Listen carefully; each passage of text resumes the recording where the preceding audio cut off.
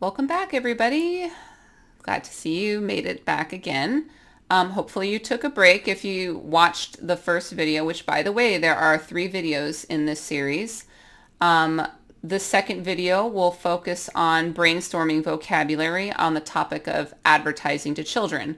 So the purpose of these videos is to get you motivated to write on the topic, because sometimes that really is the very hardest part. All right, so let's get into it. So we're going to be brainstorming vocabulary on this topic today. And I did a little search of my own, and I found some interesting videos for you to watch. I'm not going to show them in this video because that work belongs to someone else. But I will point you toward them and say that these are very good. I watched them, and I think that they can give you great ideas to get started. Some of them you might find that you want to quote or paraphrase in your own work. I do want to point out that if you do use information from these sources, you do need to appropriately cite them in your paper. And in the next video, we'll talk about how to do that. I want to point out that Jean Kilburn, this first one, J actually stands for Jean. She talks about advertising to children in this particular video, but she has extensive work on how advertising affects the development of girls and women's understanding of their own body image. And she's very well renowned, and some of her work you'll find under the term killing us softly, I think. And it's just about this idea that advertising, the way that we advertise women's bodies, has negative effects on women. So if that's interesting to you, she has a lot of work out there on that particular topic. The last 2 focus on food, so if you find that more interesting, you can pursue that as well. All right, so after watching those videos, I pulled out some vocabulary, and I thought we could go over it together to give you a beginning basis for being able to talk about this topic in academic terms. So the first word that I saw over and over again was consumer.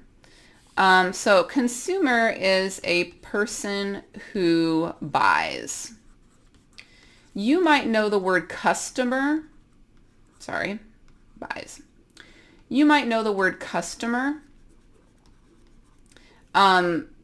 Customer usually, when I think of it, it's a person in the physical interaction at the store. A consumer, it has that meaning, but also it has also a more abstract meaning when we talk about just the purchasing of merchandise and products. Socialization. Now that was a word that came up last time. Let's take a minute to look up that word in our dictionary. Okay, so here is our dictionary. So I'm going to start with, I'll just put in the whole word. And yeah, socialization. Let's see what it says. Because there were 2 words, socialize, children, and socialization. So socialization. The process by which people, especially children, are made to behave in a way that is acceptable in their society. I say this as a bunch of advertisements like Flit and Float on my screen. Irony. Okay. All right. Schools play an important part in the socialization of our children. Okay. Or is it 2? The process of making something work according to socialist ideas, the socialization of medicine. No, it doesn't sound like that. Definitely sounds like the first one. So it's the way that we make children behave. Schools are a tool in the socialization of American citizens. Okay. So it sounds like the way that this fits in with advertising is that they're saying that advertising also socializes children. So think about what that means. What does advertising teach to our kids? And do we agree with those messages? What are the effects of those messages? All right, so let's go back. All right, so socialization.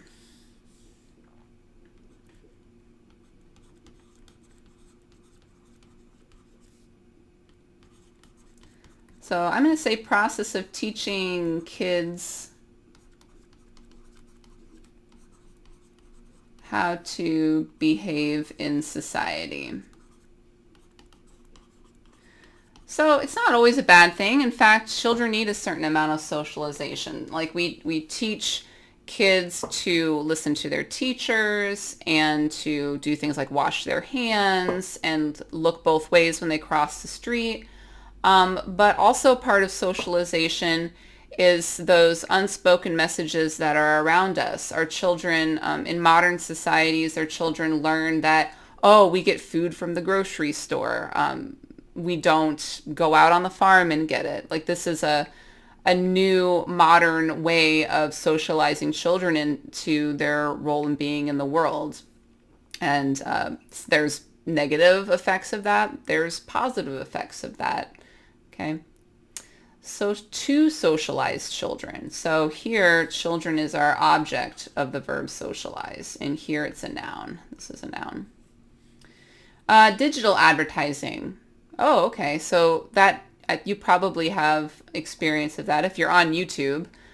So digital advertising, those advertisements that come up on our websites, maybe in apps.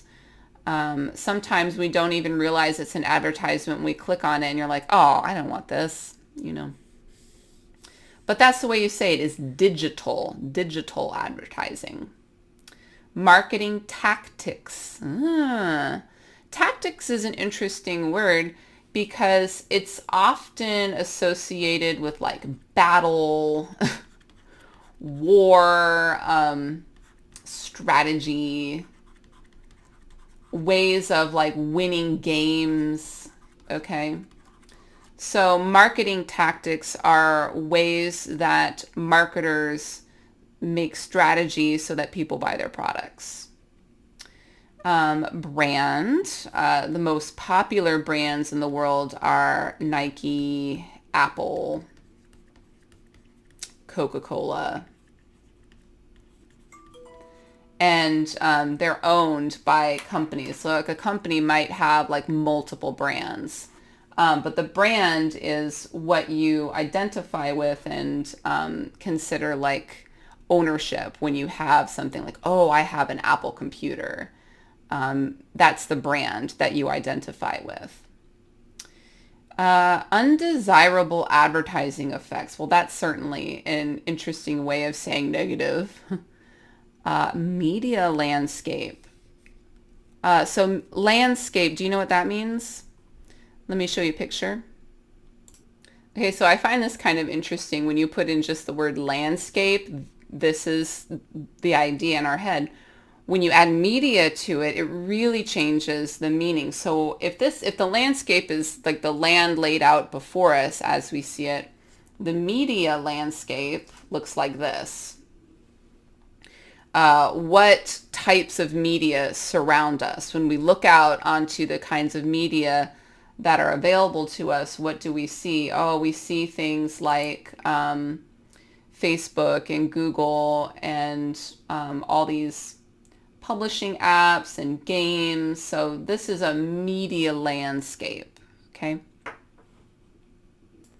Okay. Our cognitive ability. Cognitive comes from that word cognition. It's like thinking.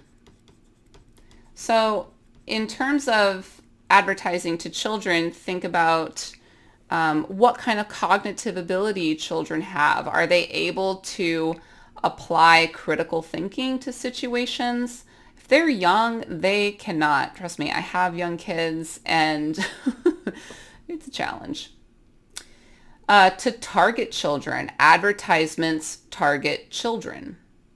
Okay, that's how that's used. Policy. These are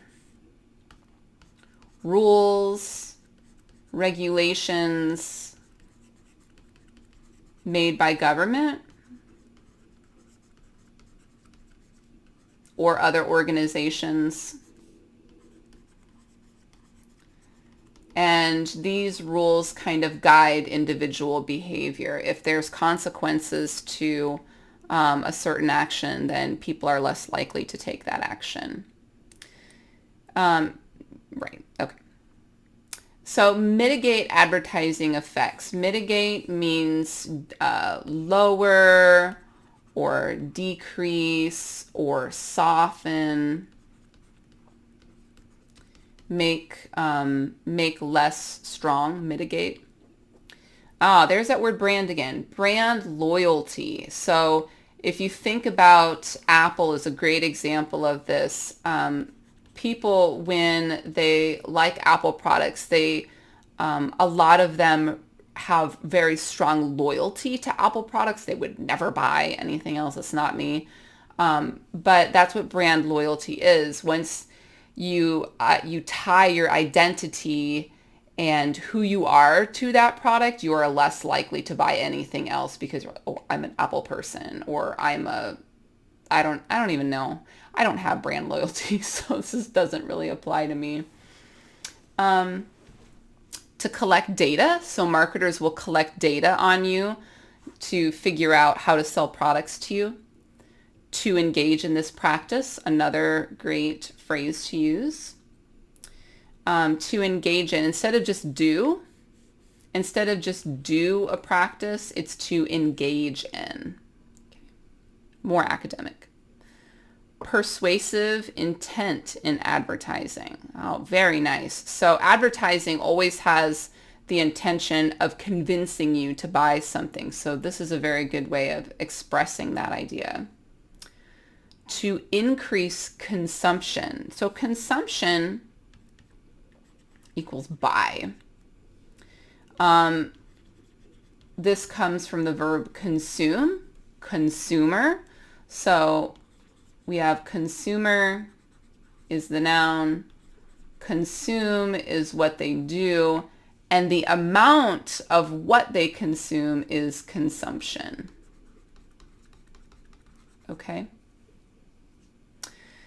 Childhood obesity, this comes in the topic with food advertising to children that end up eating a lot of the food that's advertised to them, a lot of them end up with childhood obesity.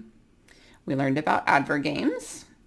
And adolescence refers to the group of kids between childhood and adulthood. Usually people say it's between like 12 and 18 or 12 and 20, or that range between being a child and being an adult.